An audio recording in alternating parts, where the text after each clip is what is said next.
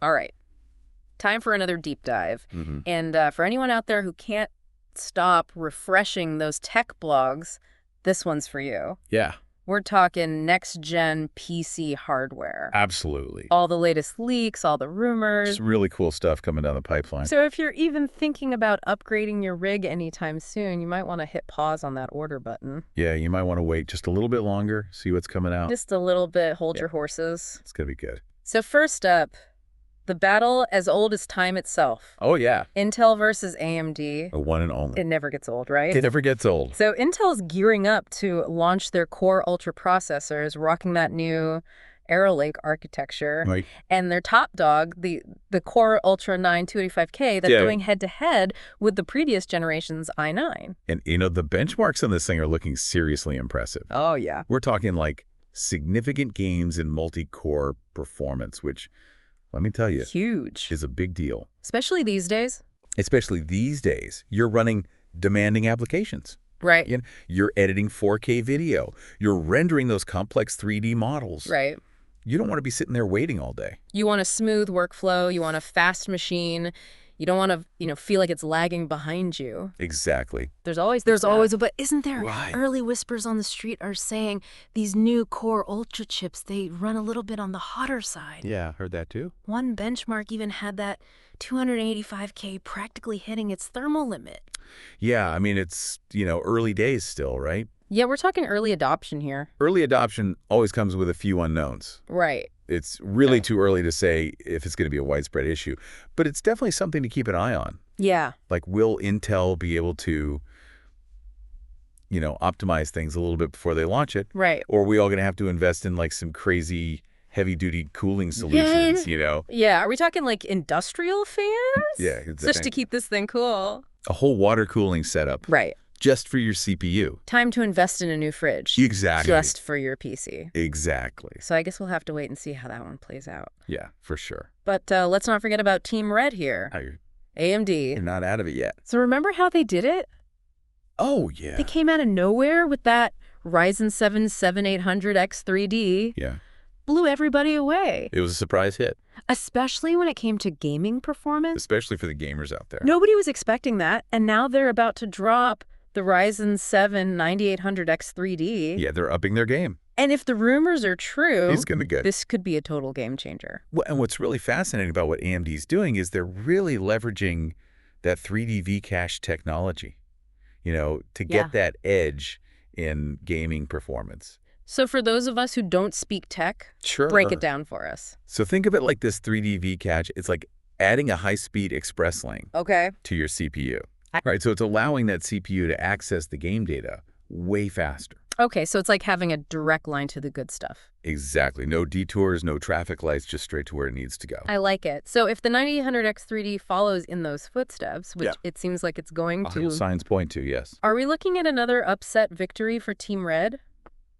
It's definitely possible. Gamers out there, you might want to hold off on that upgrade just a little bit longer. Yeah. Because this new generation of CPUs is going to be a showdown. It's going to be good. It's going to be good. Get your popcorn ready. Speaking of heat, let's talk about GPUs for a minute. Oh, yeah. And we can't really talk about GPUs without mentioning the shall we say, hot topic from last year. Those melting power connectors on the NVIDIA RTX 4090 cards. A cautionary tale for sure. I mean, what a way to kick things off, right? Not exactly how you want to launch a new product. Not a great look. But looks like the industry might have actually learned from that whole debacle. I think so. So there's a new 12V2 2i6 power connector making the rounds. Right. And it seems like it could actually be a really big deal. It could be a game changer. So no more crispy connector headlines?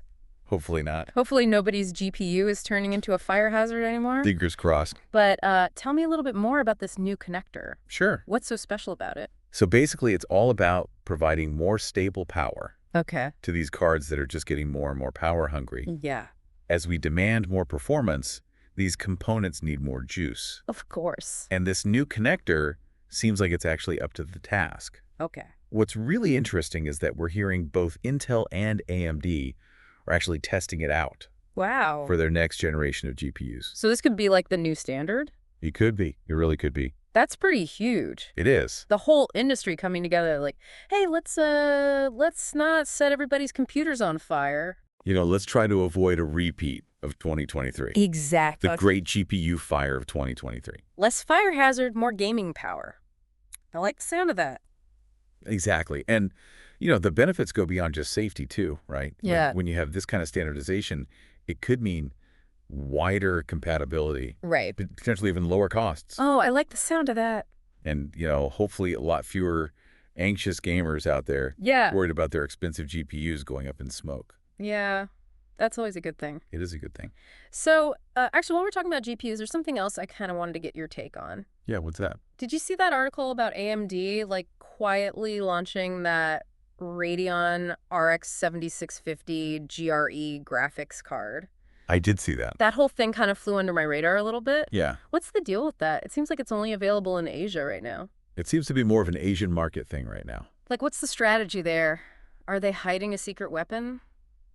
I don't know if I'd call it a secret weapon, but it definitely points to an interesting trend, I think. Okay. Basically, what they're doing is they're re-releasing an existing card. Okay. The RX 7600 XT. Yeah. With, a few tweaks here and there. Yeah. A new name. So like a director's cut. Yeah, exactly like a director's cut. Of a GPU. Exactly. Interesting. Slightly different experience for a different audience.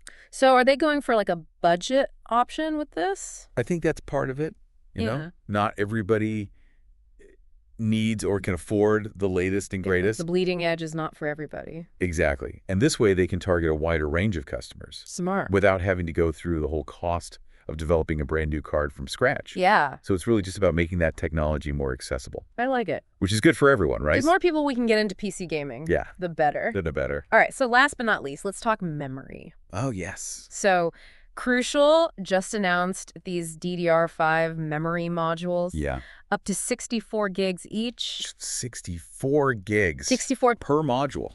That's insane. That is a lot of RAM. That's like having a whole library. I know, right? In your computer. It's incredible. And this isn't just like a small step forward. This is a huge leap. Yeah. To put it into perspective. Okay. With 64 gigs per module, you could be looking at a potential total system memory capacity. Okay. That exceeds what many basic laptops even have for storage these days. Whoa. It's mind-blowing. So, okay, that's a lot of RAM. It is a lot of RAM. But what does that actually mean for, the average user? Are we all going to have to go out and buy supercomputers now? No, not necessarily. Okay. I mean, these high-capacity modules are obviously a huge deal. Right. For professionals working with AI and data analysis. Right. Anything that's really memory-intensive. Of course. But there are still benefits for everyday users, too.